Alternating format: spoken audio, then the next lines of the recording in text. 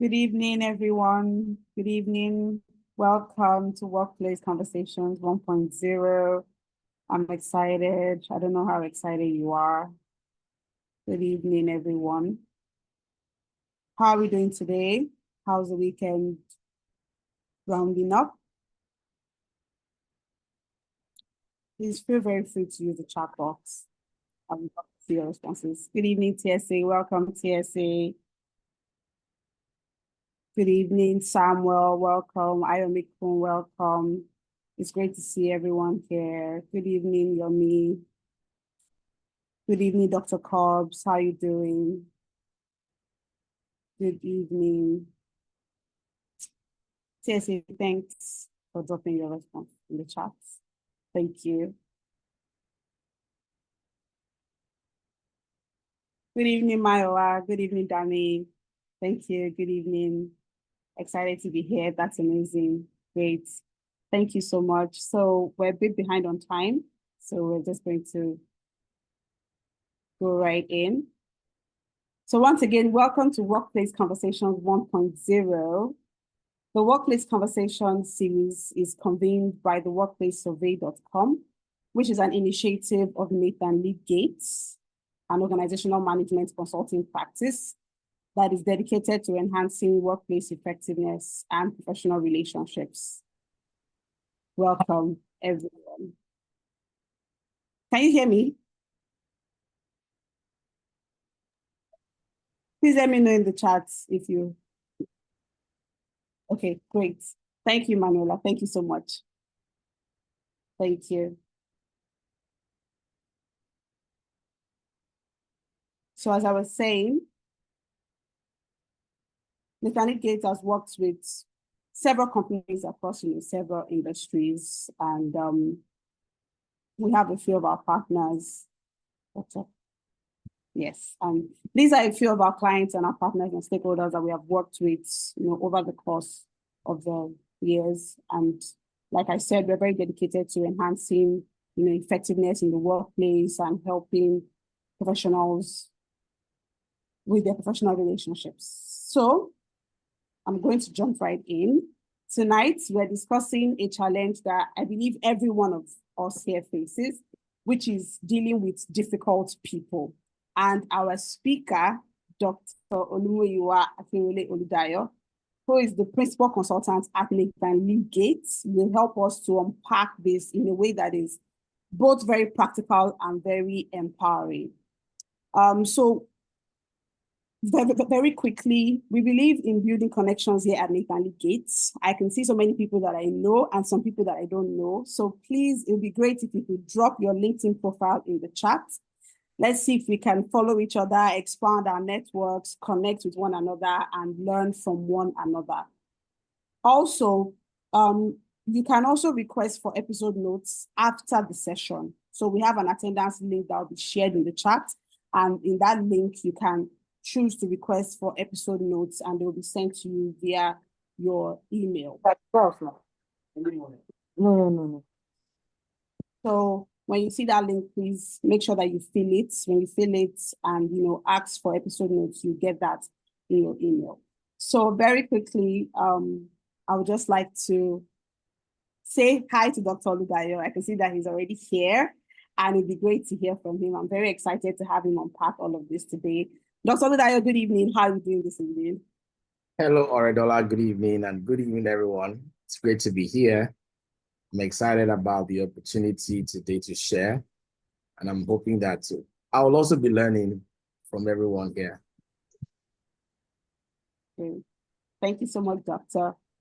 So before we start unpacking about difficult people, I would love to introduce to you some of the valuable tools that we have at Nathan Leadgate that can help you build stronger workplace relationships.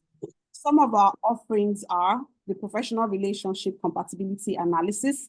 This is a tool that would help you understand how to navigate workplace interactions very effectively. And our methodology is that we use your personality assessment results from 41Q to conduct a compatibility analysis. So this works, with teams. So we need two people, and then we get your personality results. So you have to have done your personality results. And then we conduct a compatibility analysis between the two of you. It could be team member to team member, or, you know, a team lead to a team member, however. And then we also have the professional relationship compatibility report, which is actually a guide on improving that workplace collaboration and communication. It's actually a spin-off, it's the results of the professional relationship compatibility analysis. These two actually come with a financial commitment, but one of our offerings that we're very excited about is the workplace readiness survey, which we're currently at the round 4. This helps to assess how well prepared people are for workplace issues. So we'll be sending the link in the chat for the workplace readiness survey. So if you could just take out time, most likely after the session, to fill the survey, really help us, you know, produce a report that we're going to definitely keep you guys on about. For the other two, which is the compatibility analysis and the report, in the attendance link, you can also indicate if you will be, you know, interested on having a conversation around that, and we will definitely reach out to you. So we'll share the details in the chat so that you can explore these offerings after the sessions. Great. Thank you, everyone. I can see the LinkedIn on the chat. Please keep that up. It's really great to network. So, Dr. Oludayo, good evening. Lovely to have you here once again. So, I would like to just ask, why is it important for us to learn how to deal with difficult people? Thank you, Oredola. Thank you, everyone, for joining tonight. It's about 9 o'clock in Nigeria now, and great to have everyone, even at this late hour, to still connect. Why is it important to learn about difficult people? You see, whenever we go into the workplace, we need to know that the workplace thrives on relationships. Workplace thrives on relationships, and very poor conflict management will impact on productivity. And when we look at difficult people in the organization, what they do really is that they test our resilience. They test our ability to be creative. They test our communication skills. And I also believe that learning about difficult people also helps us to learn about ourselves, because sometimes you are the difficult person in the organization. Sometimes you are just the difficult person. Today, it looks like we are all here to learn about some other person, but the truth is, you may just be the person we're just about to learn about. Again, learning about difficult people helps us to develop our social skills. You see, when we talk about emotional intelligence in the workplace, one critical thing that we need to thrive in our relationships is our social skills. And today, I'm hoping that we can unpack all of these things so that we all can, live an equitable organization, so that you're not the problem and the problem is not you. So, all right, that's why we're here. Thank you so much, Doctor. And someone just actually sent me a message. A participant just sent a message saying that difficult people bring out the best in their colleagues. They test resilience and ingenuity. You constantly find ways to get things done with them. They always ask why, while others enjoy dogma. So what are your thoughts on that, Doctor? Well, I agree with that perspective to the extent that not all workplace oppositions is negative. Sometimes people don't agree with you. Doesn't mean that they are wicked people, they are bad people. It doesn't really matter. It doesn't mean that all the people that don't agree with you are bad. So I agree with that participant who said that the difficult people bring out the best in us. I agree with them completely, because we all need to learn how to distinguish between healthy challenges and very difficult, what we call toxic behaviors in the organization. And so that's what I think he's saying, or she's saying, whosoever it is. Yeah, I think that's also really important. So I've seen a lot of your work where you've identified 6 types of difficult people in the workplace. So can you please, describe each type and how they show up in the workplace? I'm not sure I heard it clearly. Okay. Is it better now? Can you hear me? Yes, please go ahead. I was saying that I'd seen some of your work where you identified 6 types of people that are difficult. So can you describe each type and how they show up at work? Oh, okay. The truth is that in several parts of the work I've done across organizations, I've been able to identify 6 types of difficult people. And I think that's the essence of this meeting tonight, to be able to identify the people, see how they, express their difficulty, and then ultimately see how we can manage them. The first person, or the first difficult person, or the first type of difficult people that we should unwrap this night is what I call the hoarder. The hoarder. This is someone who his own difficult expression is that he withholds information, he withholds resources, and oftentimes he withholds recognition from people just because he wants to gain control. So there's the hoarder. The hoarder is the one, he withholds information, withholds resources, and that's the kind of way he expresses himself in the workplace. There is a second type of difficult person in the organization. I call this person the accuser. This accuser is one who is always shifting blame, who is always refusing to take accountability, and always, like we say, throw his teammates under the bus. He's always using other people as scapegoats for the wrong that he or she has done, or for what he or she thinks somebody else should take the fall for. And that's an accuser. The third type of difficult person, I'll call them the mockers. The mockers. These ones, they use sarcasm. They try to belittle you. All they try to do is to undermine your confidence with this sarcasm. They belittle your work. They make light your work just so that they can undermine your confidence in the workplace. That's the third type. The fourth type is what I call the provoker. The provoker. These ones, they stir conflict intentionally. Ultimately, they want to just disrupt harmony. Oftentimes we want to have a harmonious workplace, but the work of the provoker is to get under your skin, to cause you to take actions that are irrational. That's what I think is the fourth one. Then there's a fifth type of difficult persons in the workplace. These ones are called the egoists.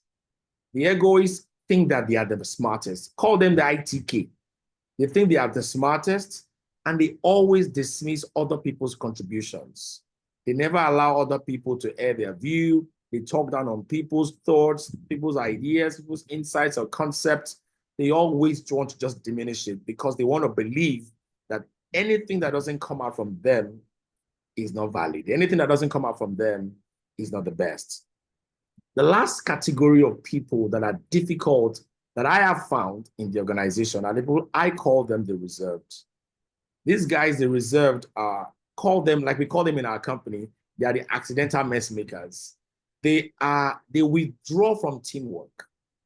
They really want to support you, but they don't know how to express themselves. They are not introverted, they are not melancholic in their nature, but they just have lost the vibe, they've lost the energy, they don't have the energy to bring themselves to collaborate with other people. So working with such people helps to make, it leads to difficult relationships in the office. So if I can recap very quickly, the 6 types of difficult people that I have identified in my work: number 1, the hoarders, they withhold information and resources. Number 2, the accusers. These ones shift blame and they refuse to take accountability. Then we have the mockers. The mockers always use sarcasm and they belittle you to undermine your confidence. Then we have the provokers. The provokers are the ones who want to get under your skin, stir conflict, and cause you to act irrationally. We have the egoists, call them the I too know. They think they are the smartest guys in the room. And for that reason, they don't acknowledge any other person's thoughts. And then we have the reserved. The reserved people are those who have really not discovered themselves. They want to work, but they don't know how to pull themselves forward. and they make collaborations difficult. Or if I must tell you, in my characteristic nature, if anybody's writing, you'll see that the first letters of all those six difficulty types, they form another word called hamper. Hamper. Hamper. H for others, A for accusers, M for mockers, P for provokers, E for egoists, and R for the reserved. And so these difficult people can hamper progress in the organization. These difficult people can hamper collaboration in the organization. These difficult people can hamper productivity in the organization. These difficult people can hamper, progress, advancement in the organization. So today, we are not just dealing with difficult people, we are dealing with what can cost them to get the organization stranded all times.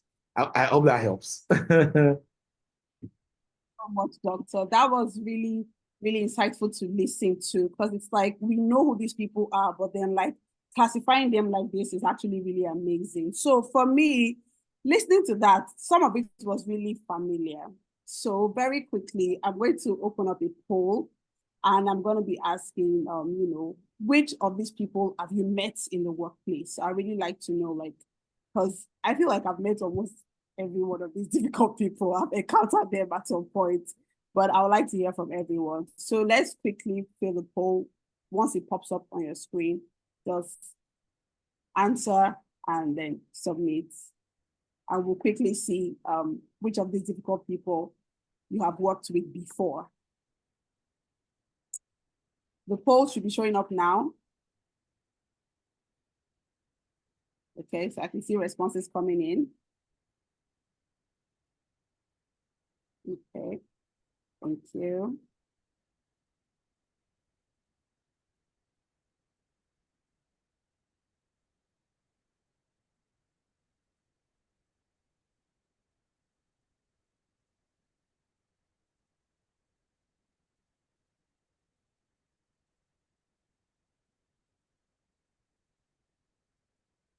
I'll just wait for 3 more people, 2 more people. 1 more person. Okay, great. Okay. So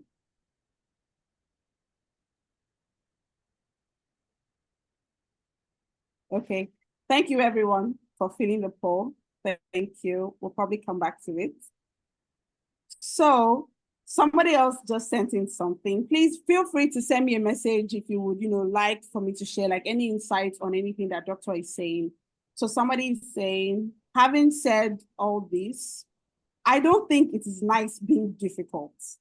It's like saying Judas should be glad that he made salvation happen. I won't be the head that breaks the coconut for others to eat. Every time I have been difficult to my colleagues, I tend to want to make them see reason afterward. That way, their minds are on the goal and not on my difficulty. Dr. Oludayo, please, I would love to hear your feedback on that.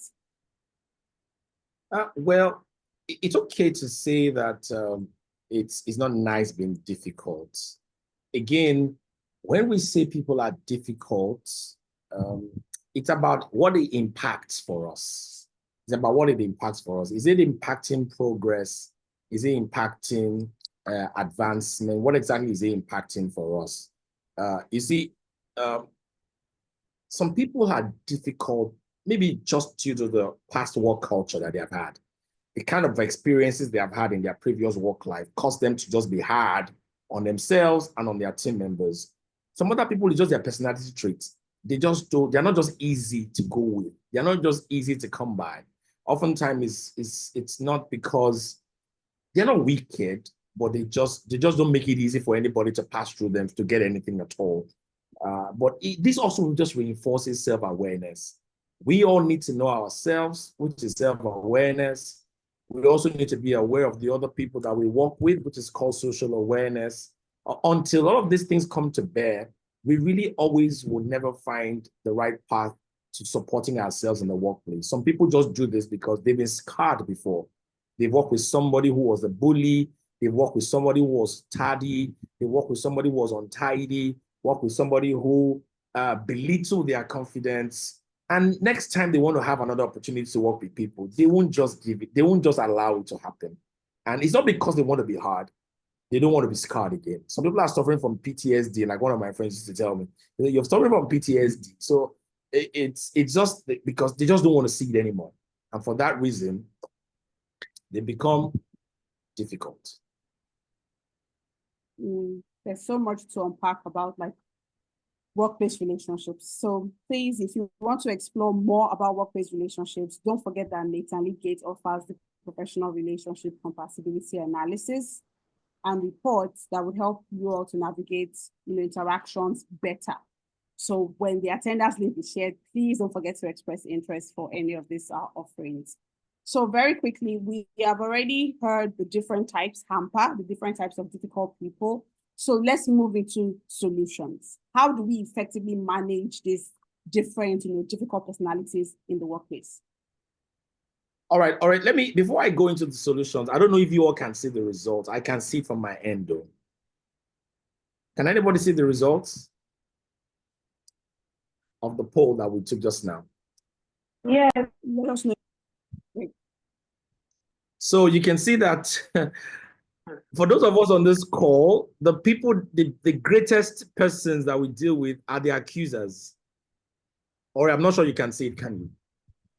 I can. I can. The accusers, 65% of us on this call say that accusers are the ones that we deal with the most. The people who always shift blame and refuse accountability. That's our greatest challenge in working with people. The second is egoists, those who say they know more than us and will never allow us breathe. They will never allow us have, a fair share in contribution. That's the second. I think the third is the reserved, those who are very difficult to work with because they've not found themselves and they just struggle. They struggle and they are struggling all of the time. The third. The fourth is the hoarders. The hoarders are the ones who pretty much don't share the information that they have. And then we have the provokers, those who try to get under our skin.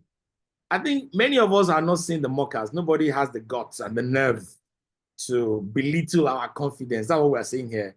But a few of us, about 6 of us here, have said those are the kinds of people. So I think the biggest challenge we're having, the people who have that we're having the greatest problem with, are the people who are always accusing us and those who are not allowing us to share our thoughts. And that's food for thought.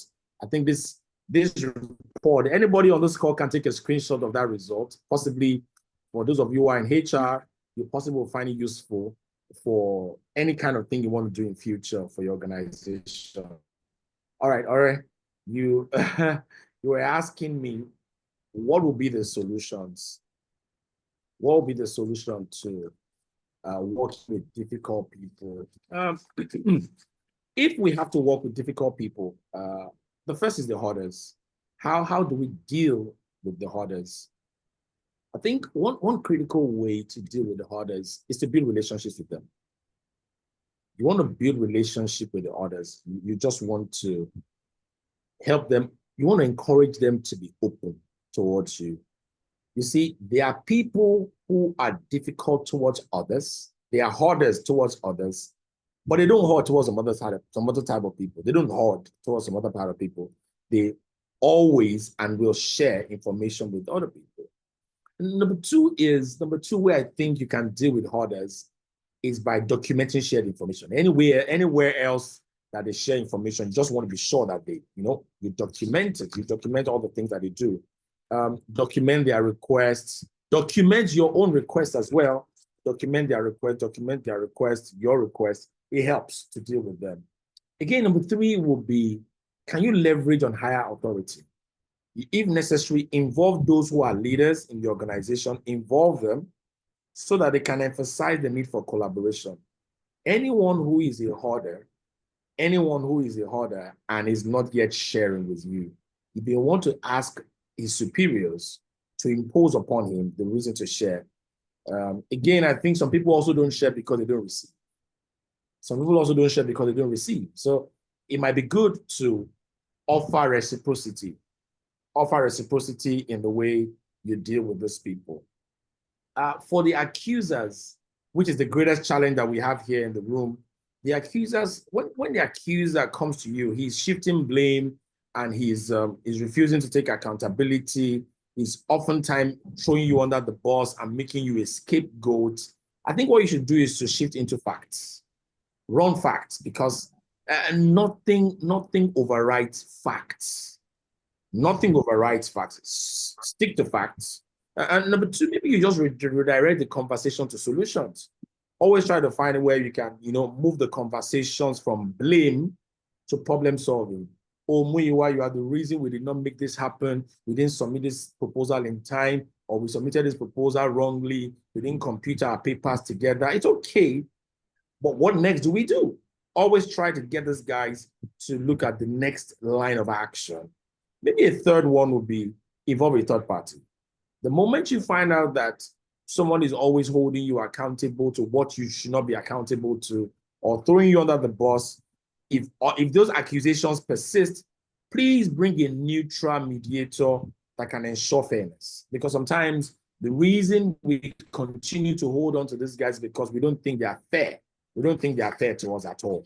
I also think that the mockers, the least category that I've seen on this call today, the mockers will never be seen or not be confident. So every one of us needs to stay confident and always respond assertively. Anyone using sarcasm to hold you back, respond assertively and say, hey, you know what? I don't think what you're saying is true. And I just don't think what you're saying will affect me. You know what they call in African parlance? I don't know if somebody can tell me. I think it's odeshi. I don't know what odeshi means. Maybe someone can tell us in the chat what odeshi means. That kind of thing that says, he beat me, enter. I mean, am I correct? Am I correct? Enter. Yeah. It means it will not work.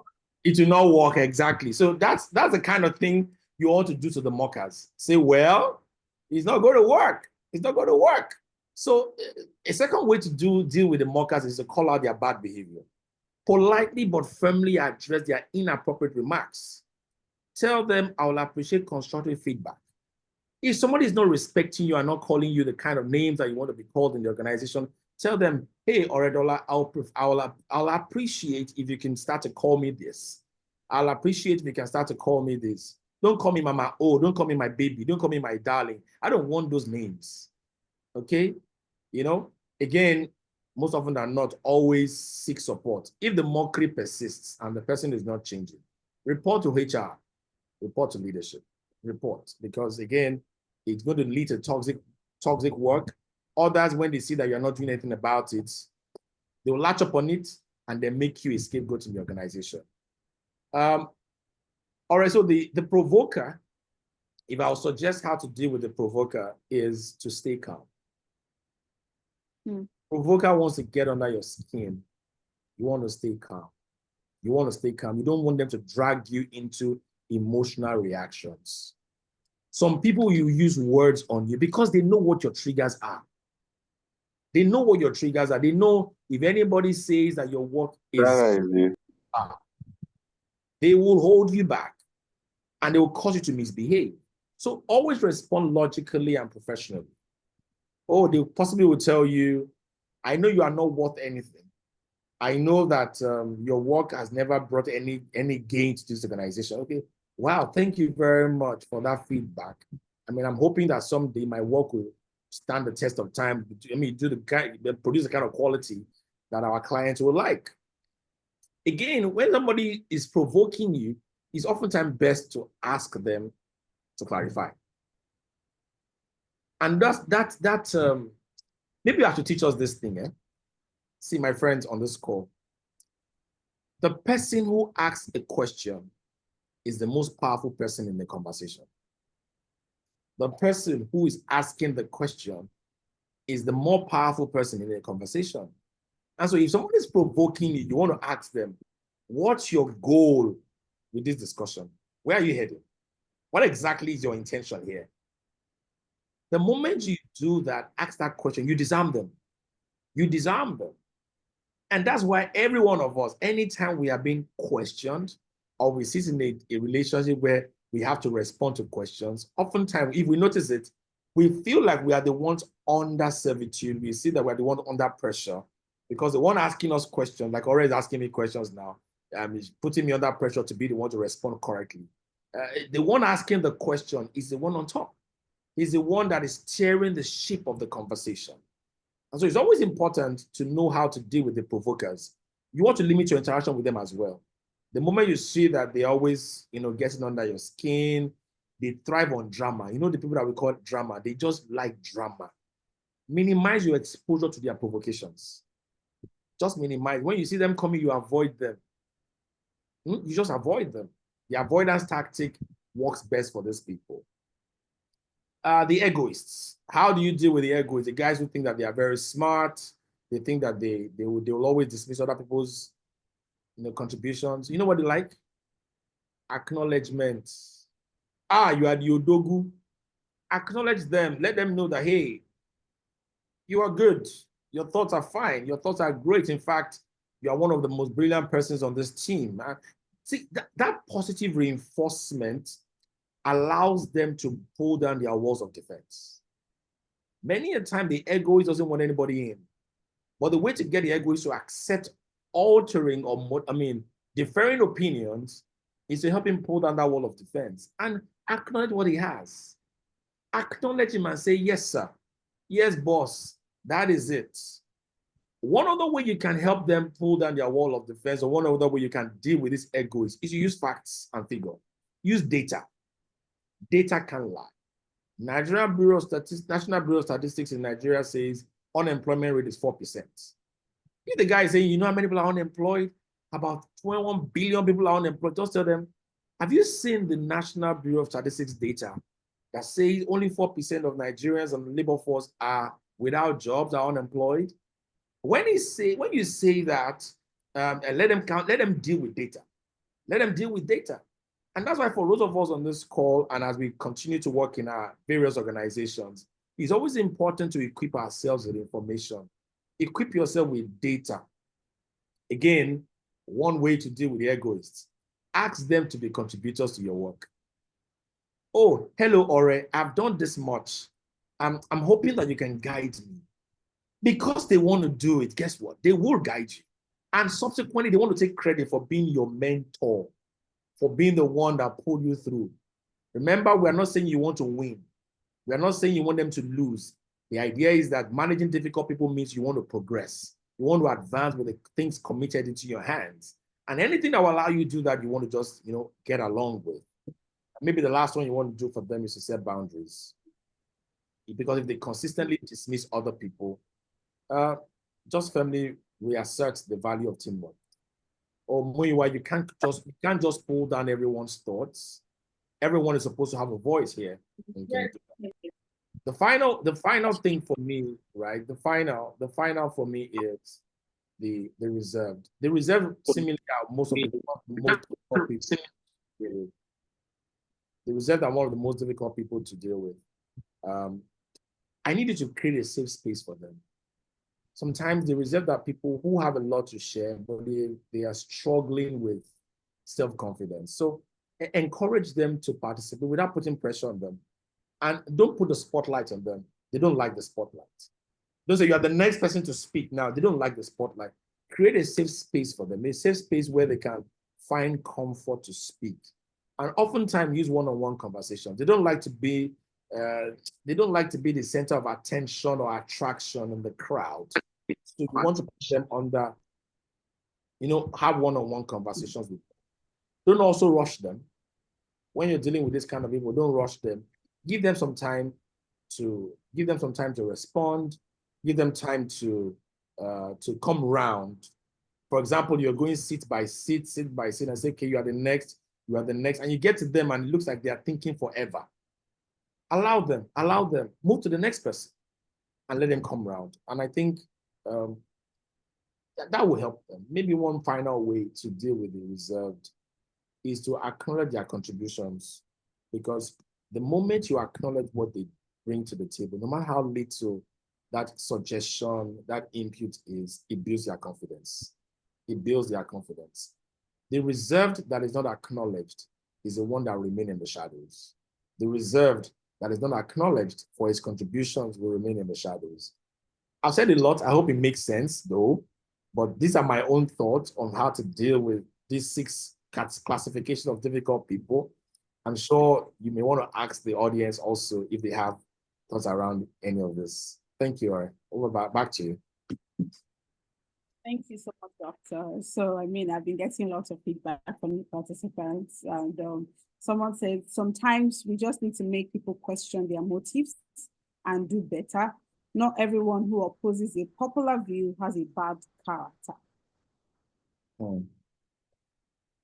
Well, agreed. Agreed. Not everybody who opposes a popular view has a bad character. Yes, but anything that doesn't allow progress to happen is difficult. Anyone who doesn't allow progress to happen is a difficult person. Chicken.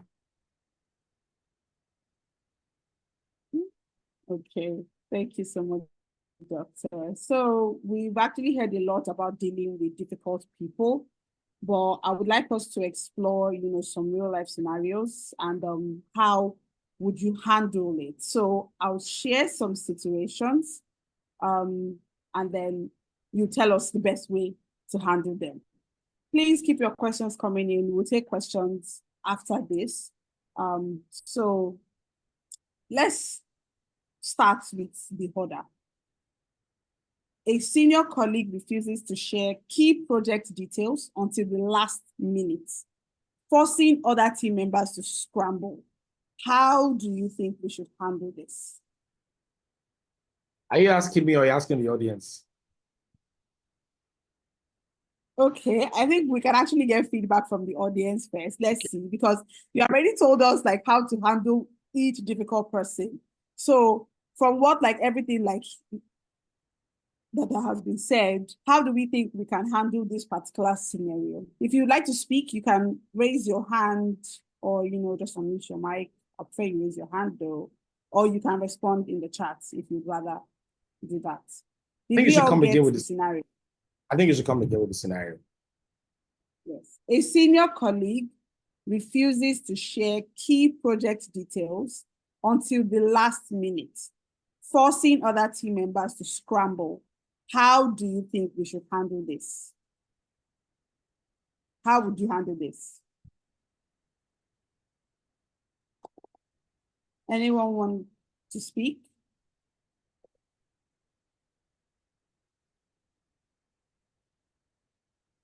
I can suggest people you should call. If nobody wants to talk, I can suggest people who you can call on the Call out people.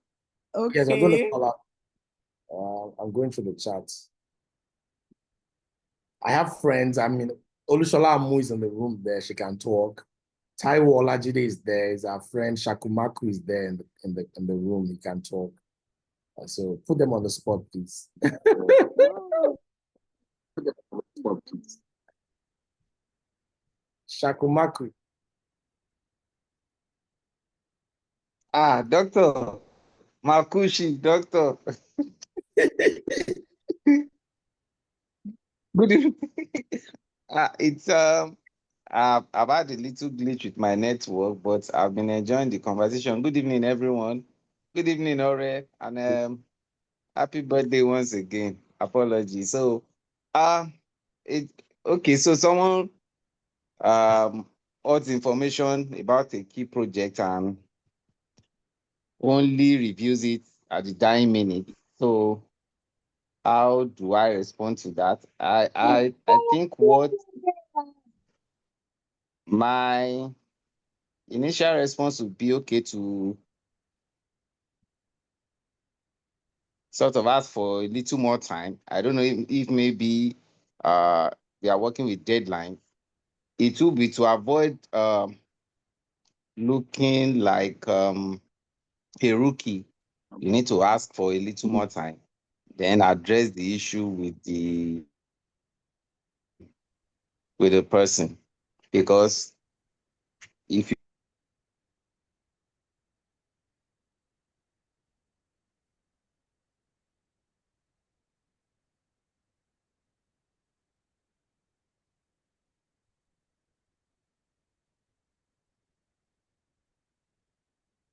I was still speaking. have to ask if I'm the only one who can't hear. Is it my network? Or we can't hear him anymore? Okay, did you get my submission? We lost you for a bit. Oh, what was the last thing you had, please? Rookie. Rookie. Oh, I said to avoid looking like a rookie. Yeah. So I think it's just to ask for a little more time, then address the issue with the person. So you can't make everybody look untidy. And if that is not addressed, then it will keep happening. So that's what I think. Okay. Thank you so much, Tyrell. Okay, I can see somebody's hand is raised.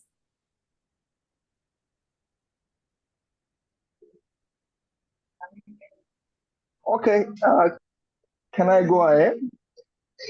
Yes, please. Yeah, I just want to make a contribution as regards.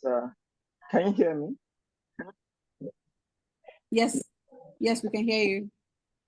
Go ahead. Okay, so basically, my contribution is as regards the someone that hoards information. Firstly, I know that there will be a communication channel in the business that one uses. So I would request that that person sends it via that channel, copying everybody that needs to be aware of that uh, communication to know that this is the time this person sends this to me.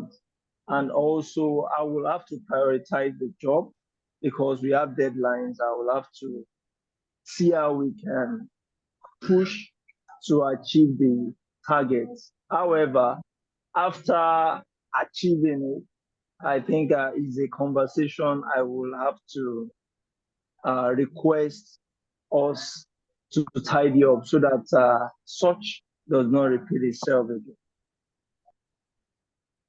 Okay. Thank you so much. Thank you so much. So I'll quickly move on to the next scenario. A project failed and a colleague publicly blames you, even though they made key mistakes. What would be the best response? I would love to hear from Vanessa. Vanessa here. Hi, Vanessa. Yes, yes, Vanessa. My vet all the I would love to hear from you. I didn't So even did know you I hear was the scenario? unmuted.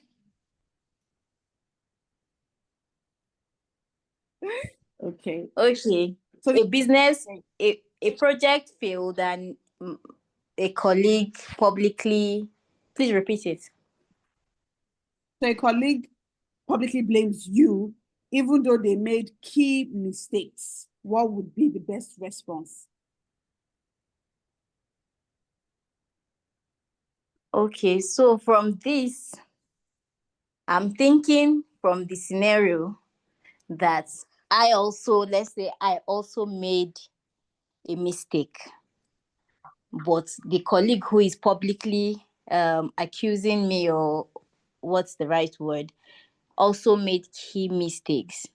I think so. I think I've had situations where it's usually not a beautiful sight when people are throwing blames at the point where it's been established that there has been an error, there's a problem already. So it's just, for me, what I'll do is, there's no need throwing blames or accusing, okay, you also did this. I don't think it's the right way to go about it. For me personally, I will just accept that yes, there was an error. I'll do my part to, in next time, to avoid such from happening. instead of making the entire thing messy. It would eventually not even, if I decide that I want to exchange or throw tantrums as well, it wouldn't lead us anywhere. It will just be us making the entire thing messy. So for me, it's take the blame. If I have anything to say to that colleague, we'll say it on the side. But the fact that you publicly accused me of the project failing, well, it has failed, it has failed. Whether it's my fault or it's your fault, it has failed. So what are the next steps? Okay, what do we do next? And that's the approach I will take. Accept that I made some mistakes, and what are the next steps and how to correct it. Thank you so much, Vanessa. And that goes in line with what Doctor said about just being solution oriented when you're dealing with accusers. So another scenario, an expert dominates conversations, dismissing others. How can you navigate? Sorry, please, ma'am. Can I ask a question in addition to the last respondent? When she said she can accept Okay, the so after the accusation. So my question is that how about if the accusation can lead to, will she still accept it?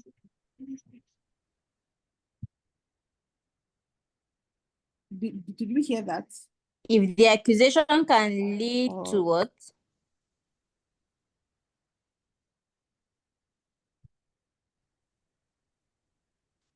I didn't get Can you it. come again quickly? I also didn't get that. If the accusation leads to what? Sorry, I mean, if the accusation can lead to your disengagement, will you still accept the blame? So Oh. it's okay. That's a little dicey. But in this situation, the way I interpreted the scenario is that I also made a mistake. So there's the part that I have to own up to the mistake that I made. The other person also made a grave mistake. If we're going to call, well, I don't know whether, well, right now I don't know, shall. It also depends on how the situation pans out, really. If there's a logical way I can present the case without making it look childish or messy, I'll do it. But for now, I think I'll just stick to, maybe someone else can help with it. I think there's someone in the chat. Temitokwe is saying that I'll call out the accuser too with facts. And Ibekwe says accusers are really a handful. If you keep taking all the blames, they will continue to make you look terrible at your job.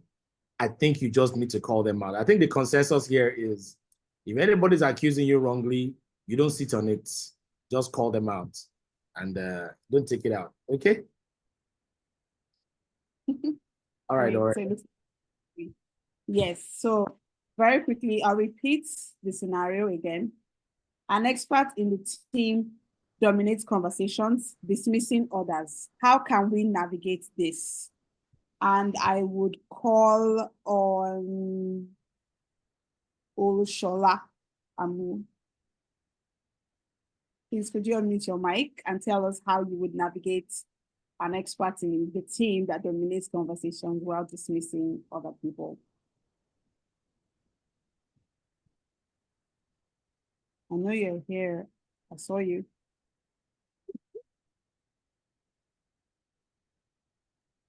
Maybe she's not able to answer. John is here. John Mote is here as well. Okay, great. My guys here. Hello, sir. John? Yes, please. Are you Can you able to repeat the question again, please? My network was breaking.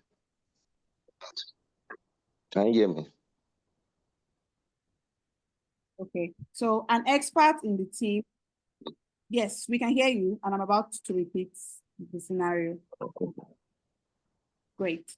An expert in the team conversations, dismissing others. How would you navigate this? An expert in the team, right? Dismissing others. That's what I heard.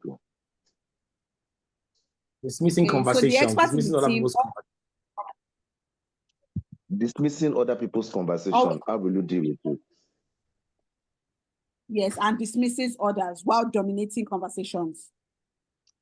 Okay. Okay. So the truth is we have people like this also that we come across, right? There are two ways of going about it, or there are several ways of going about it. And the first is make your opinion known, record it, record the opinion of the experts also, and put forward the business case behind your opinion. And if the expert should discard your opinion to take up his or her own opinion, right? Record as it that these were the solutions that was proffered by the team, but the experts want it this particular way. One major thing that I have learned in my career is documentation, right? And also escalation, right? So the experts could have said something and probably discarded the opinions of others. And in your own way, you think that the opinion of the experts may not be the perfect solution. Dr. Muyiwa oftentimes used to talk about looking out for your champions or your sponsor.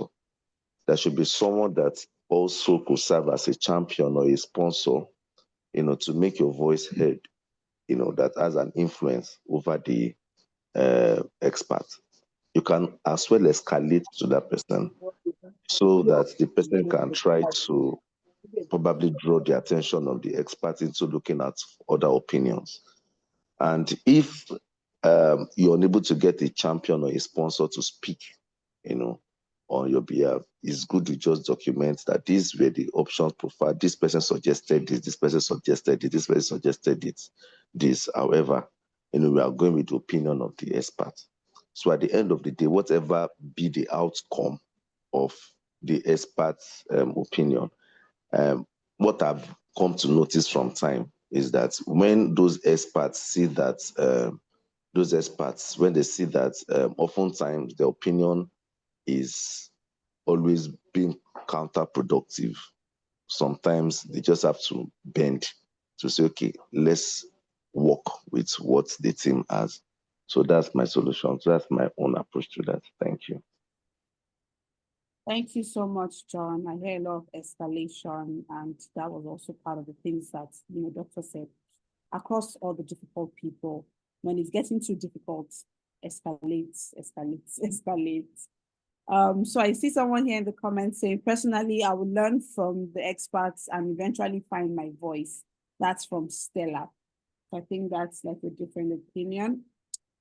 I will take the next scenario, and I would like to call on Akinrole to respond to this next scenario. Please confirm that you can hear me and you can unmute your mic, speak.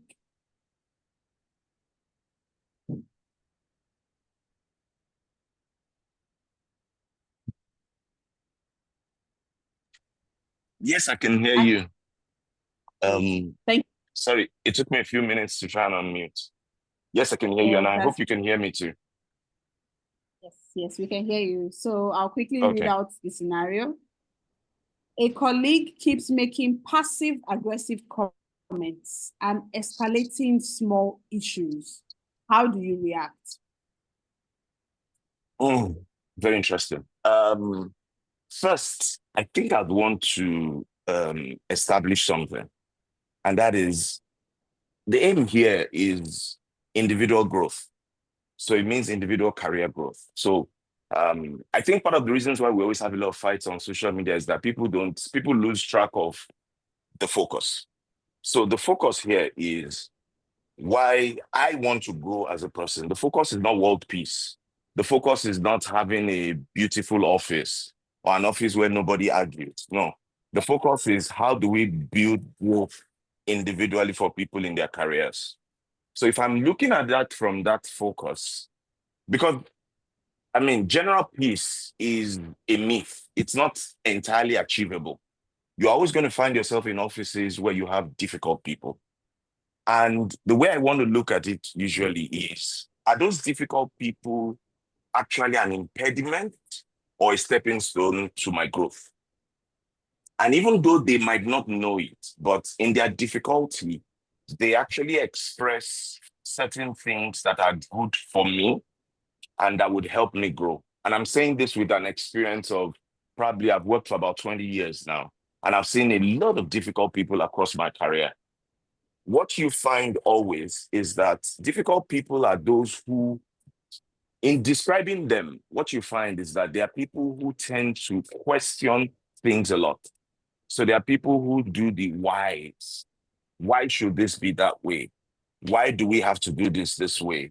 They question things a lot. And maybe because, I mean, and that happens a lot around now because we have a lot of Gen Zs, even in the workplace, who are naturally will question things. Now, we need to separate difficult people from people with bad characters. Being difficult just means in certain scenarios, they just do not agree with the total lot. So they are just against what every other person is thinking. So why I'm going through all this is that I like to see difficult people. When you think of individual career growth, like I said from the beginning, this is not just about maintaining world peace. I mean, there are people who would love to have an office place where everything is quiet and cozy. We all agree with each other. Everything is fine. As much as that can happen, but trust me, any office place that gives you that is not ready for growth. So we've established the fact that difficult people might not, I mean, and I'll underline that, necessarily be people with bad characters or people who just want to drain everybody down, but sometimes they question things. So back to your question, I needed to explain that, but back to your question, it's about, please remind me of the exact example you were mentioning. Okay, so a colleague keeps making passive-aggressive comments and escalating small issues. How do you react? Good. So after establishing that generally, what we're talking about now is somebody who makes passive-aggressive comments, all right? And I found a lot of people like that over my career growth or my career span. So what I tend to do, number one, is two things. First, there's a need for firmness, because what you find out with people who make such things is that they want to toss you off your knowledge or off what you think you know. So there's first the necessary, I mean, the need to be firm on what you know. So gather a lot of the details of what you're talking about. Gather, because sometimes they come to challenge some of the thoughts that we have. So gather a lot of that. Know that, okay, this is what, on this same matter, I have gathered enough knowledge, all right? But also give room, a little room, to be able to hear from others, all right? I think one of the biggest things that happens in workplaces is that we don't listen to ourselves enough. So even in that passive, that aggressive nature is an undertone of a message that the person wants to pass. Sometimes we need to strip those aggressiveness and then listen to the message. Not all the time will the message be valuable, but at least listen to it. So when we listen to it, if it is valuable, what I find myself doing is to find a subtle way of accepting it, accepting that message, but still owning my interpretation. So what it means is I hear what you are saying. It is useful for me. What you are saying is useful for me. I take it in. I do a bit of study on my own by the side, and I own my interpretation, which becomes mine. Because what we're looking at, which was what I needed to establish from the beginning, is about individual career growth. It's about individuals doing, I mean, we're talking to individuals here. So just to round up so that I don't take too much of your time, first is strip what's the emotions around what they do. So they are passive, passively aggressive, they are this. Strip those emotions away. Pick up what it is that they are trying to say. Learn from it in a very subtle way. Own it, right? Own what you learn, because I can pick up knowledge. I mean, a former president once said that it's your job to be the advisor, but it's my job to decide what to do. So I can get the best of advice from people, but I can still own the action. I can own the interpretation. So own it, because you need to own it for growth. Let's not forget that some of these people in our office place, you're in a subtle competition of some sort. As much as we don't want to agree to it, and some of us don't like it, but you are in a place where you need to deliver value. So I think it's important that while some of these comments from people and trying to push you side by side comes to toss you off, but owning the learnings and being able to interpret it in your own way and own your interpretation actually makes you ahead of the lot. I don't know if what I said made a bit of sense. Made sense. Let me just put you on the spot before Ore goes away. Before Ore takes it out. I'm sure she's running for time. Akin, can I imagine that? And please, everybody, help me here. I'm going to put Akin on the spot. Can I imagine that from your perspective, you are one of those people that people call difficult in your organization? Yes. That's why I can talk freely. Yes. Okay. So I hope there's none of my colleagues on this line. You have your colleagues on this call, right? I wish I did, but I'll check. And they will tell you clearly that it looks like some people call me difficult. Why? Mm-hmm. Okay. So you have tried to let us know that you are not difficult. You just don't think we are not here for world peace. We are here for progress, organizational progress, personal career growth. Yes. And there is no place where there is peace anyway. I want violence. I want violence. I want that little bit of violence once in a while. I want that. Let's toss ourselves. Because honestly, bit of it. Hello, can you hear me? We can hear you. Go ahead, please. So our ideology of peace is not the absence of war.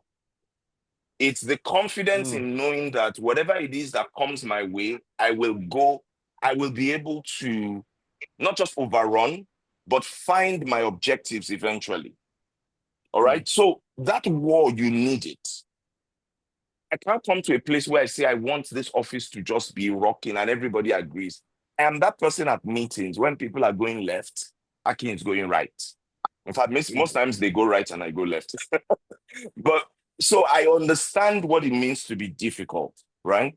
But let me say, like I mentioned to Muyiwa personally before this meeting, is that having said all, there's still a distinction between being difficult and having a bad character. And that's what I constantly remind myself of. I am not a bad person. I do not have a bad character, but I do not agree with everything easily because I know that in a system where I agree easily, people don't grow. When I put people I'll give you a last example. Sorry, I'm sorry I came late. But recently I had a task to get an app done. I have a boss who wanted an app done. The person who was supposed to do it could not get it done on time. And so I had to just find a way to move people around. I kept people in a hotel for about a week. And trust me, it wasn't easy because I know that as much as it might look like, can you hear me? Yes, we can hear you. As much as it looks nice, like, oh, they're in a hotel, but they're away from family, they're away from things, they're having to do some work. It's not pleasant. But guess what? After 1 week, sitting down with all of them, they are glad that they put that effort because the recognition they need, I gave it to them. The recognition they need to be able to see that my own bosses can see that they paid that sacrifice. I made sure it was there. But when I was given that initial instruction about that difficult time, they weren't happy to jump at it. But eventually they saw that, yes, this is about career growth and we would all make that sacrifice. So I just needed to make it very clear that that idea of world peace, calm place, we all say A and we all agree, it doesn't really exist. And some of us have All worked right. in banks. Those of us in banks know that it's even tougher. Thank you. Thank you, sir. Amazing. Amazing. All right, back to you. Sorry for taking time, your space. Thanks. Damola, can you hear me? And are you able to unmute your mic? That's Damola from Afloat, eh? Hi, Damola. Pretty sure I saw you here. She's here. Yes, please. Damola from Afloat. I know she's here. Hi, Damola. Hello, good evening. Good evening. It's great to hear your voice. So I'm going to read out the last for you. And I would love to hear from you. Okay, I'll try. So, a talented team member stays silent in discussions, avoiding contribution. How do you bring them in? Can we take that again? A talented team member stays silent in discussion, avoiding contribution. How do you bring them in?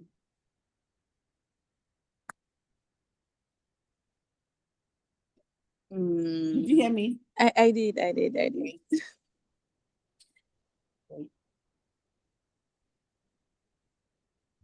Maybe you have just asked Damola the question that she's actually trying to be the one to get delivered from, you know.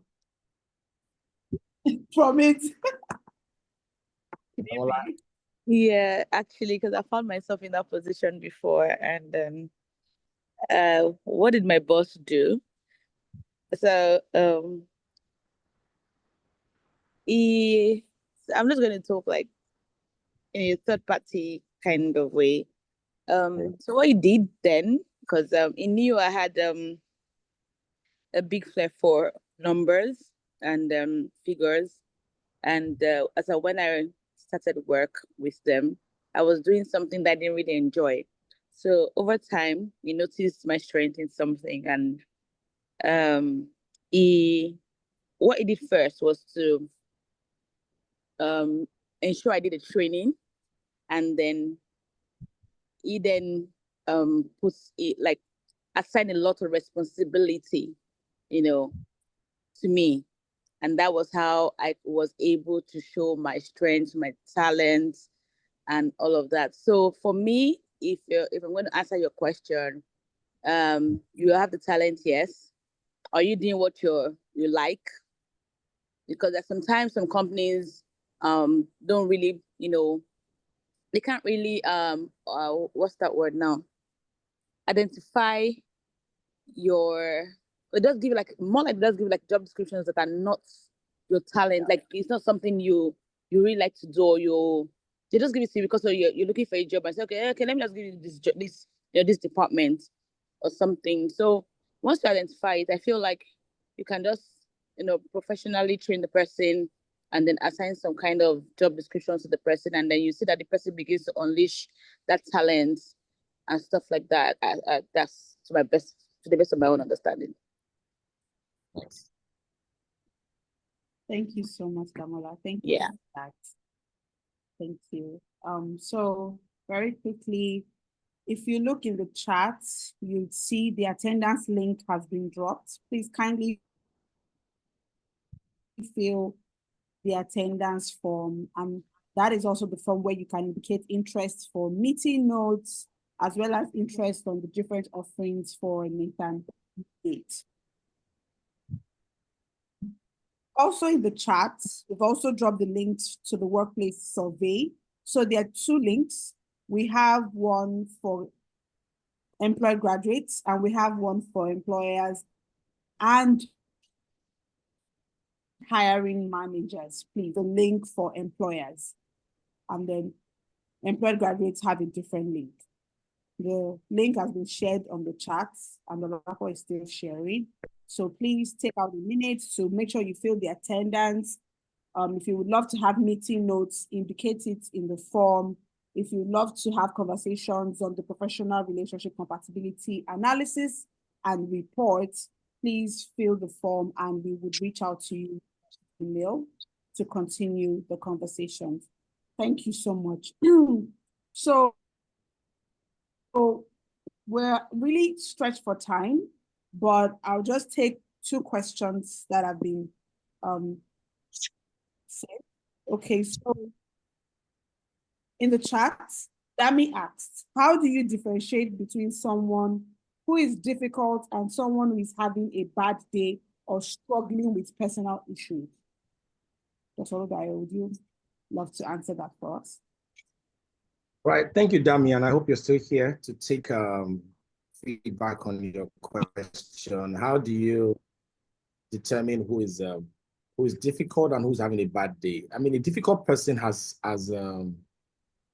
displayed or manifested. It's going to be a constant getting now. Hello? A difficult person has manifested this over time. You don't call somebody difficult who has not manifested a type of behavior or a type of personality over a long period of time. Okay, so I think that's what it is. So someone who's having a bad day is not, it's just a one-off thing. For somebody who is difficult, he does these things often. So he's been consistently behaving in a manner that we find difficult. Yeah.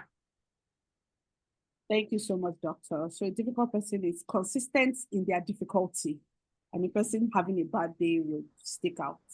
Thank you. Yeah. So the last question, someone is asking, Deborah is asking, please, how can someone manage a boss who insists on his own way of doing things, ignores the creativity you bring to the table? All right. I think a boss who insists on doing things the right way, first thing you want to find out is there a laid down procedure? Some organizations have what we call SOPs, standard operating procedures. So if there are standard operating procedures, you want to be very sure it's what is accepted. You know, if the SOP is what you're supposed to do, fine, do it. Some SOPs don't leave room for creativity. Some organizations don't want you to. For example, you can't be a pilot and you want to be creative in the way you are flying. You've got to follow instructions. Press this button, you press this button. Don't say, you know what, let's try and do this. Let's see what will land us. We can land where we don't want to be. But we don't want to find out. We don't want to find out. So follow instructions. But I understand you. When it comes to wanting to show creativity, you possibly have an opportunity to demonstrate that creativity. Seek the buy-in of your boss. Try to tell them, oh, I've done what you've asked me to do. I also did this using another approach. And here's what I see. Here are the two results. What do you think? Don't dismiss their own demand while trying to impose yours. Oh, I have done what you asked me to do, but I also went ahead to use another approach to do it. What would you like? I mean, it's okay to go that path. Show them the merits of yours as well.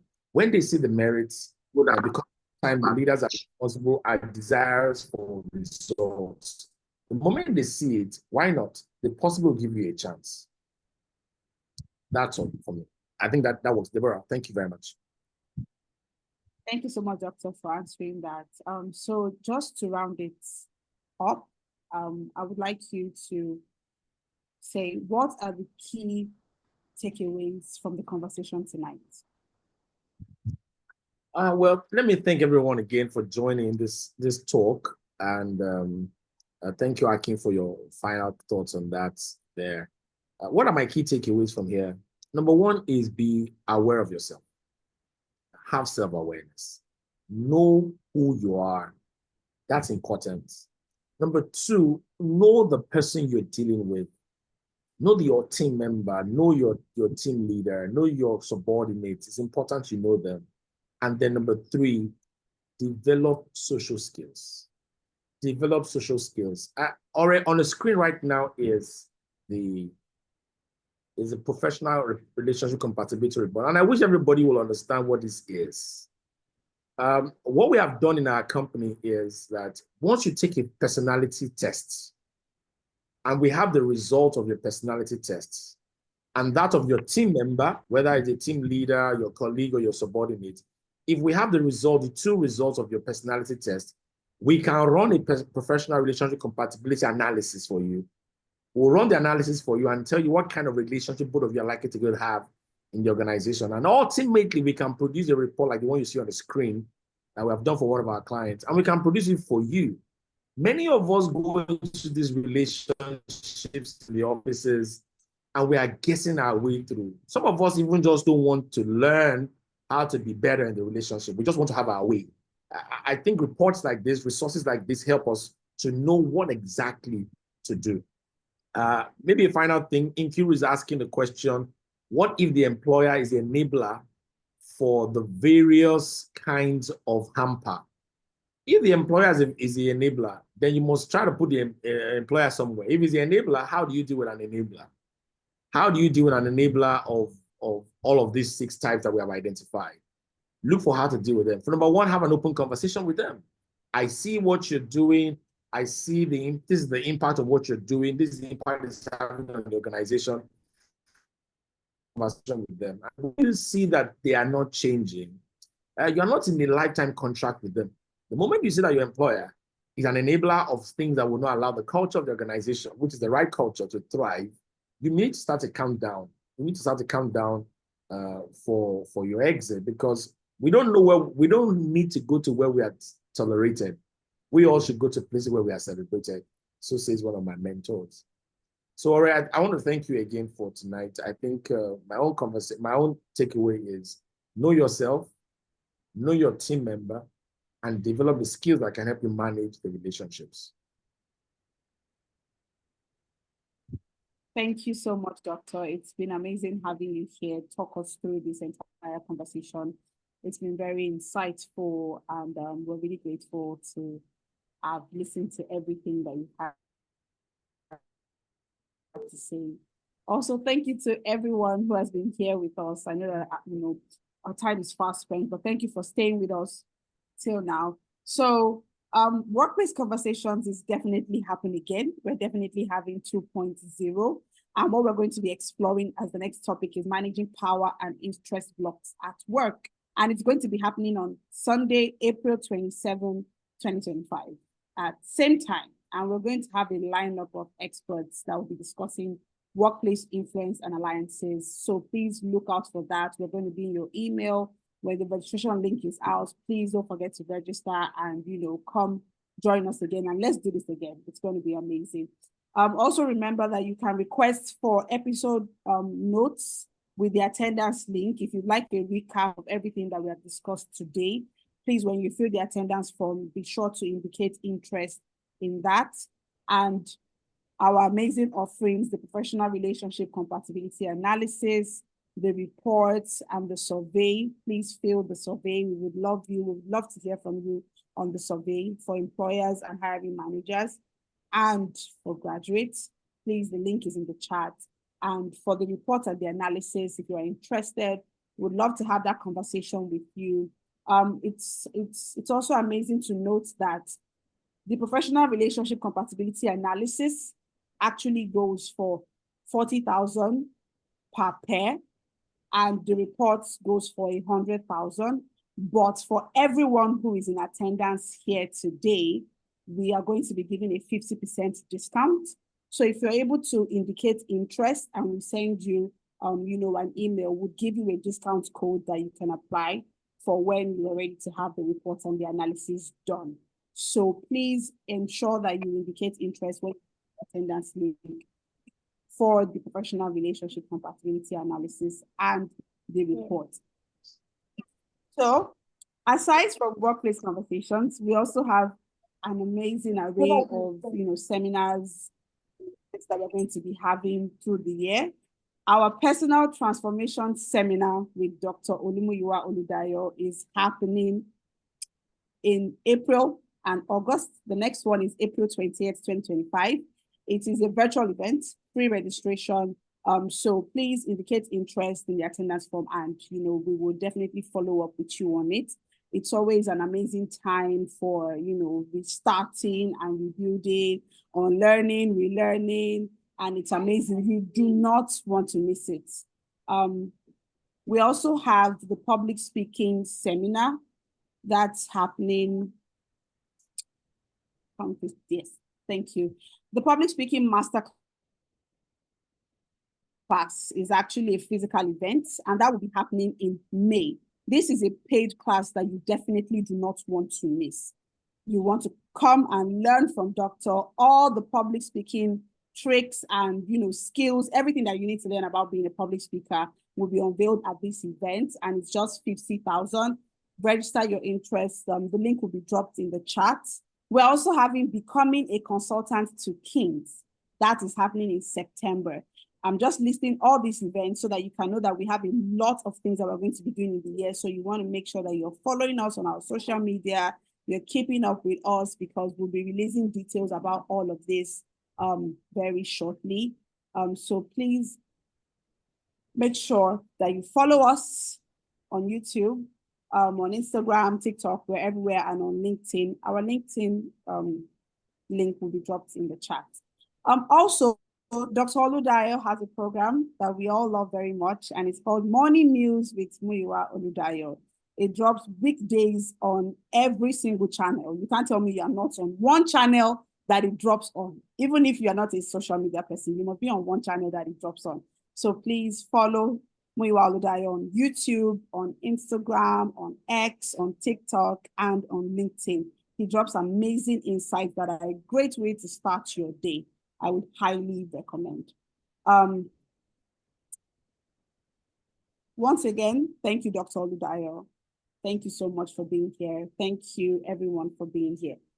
I would love for us, we've learned so much here today, and this is 1.0 of workplace conversation. So please, if anything stuck out to you, any insights, anything that you learned, please post on social media and make sure that you use the hashtag workplace conversations. We'll ensure to retweet, repost, and reshare everything that you post. As long as you use the hashtag, it'll be easier for us to find you there. Final call for us to drop our LinkedIn profiles. If you haven't added people, there are lots of LinkedIn links in the chat. Please, let's network. Let's support one another. Let's learn from one another. Let's keep these conversations going, and let's ensure that everything that we have learned, we are doing all of this and applying these insights once we're back to work on Wednesday. So thank you, everyone. Thank you, everyone, for being here. It's been amazing having all these conversations, all the chats, all the feedback. We want to say thank you for being here. And do enjoy the rest of your nights. And I pray that you have an amazing public holiday. Thank you, everyone. Thank you, Okwe. Thank you, TSA. Thank you, Maiwa.